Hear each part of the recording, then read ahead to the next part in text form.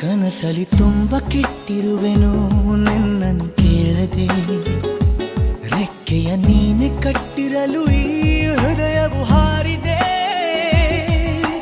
ನನ್ನ ಕೌತುಕ ಒಂದೊಂದೇ ಹೇಳಬೇಕು, ಆಲಿಸುವಾಗ ನೋಡು ನನ್ನನ್ನೇ ಸಾಕು. ಸಹವಾಸ ದೋಷದಿಂದ ಸರಿ ಹೋಗಬಹುದೇ ನಾನು, ನನಗಾಗಿಯೇ ಕಾದಿಟ್ಟುಕೋ ಹಠವೊಂದನು.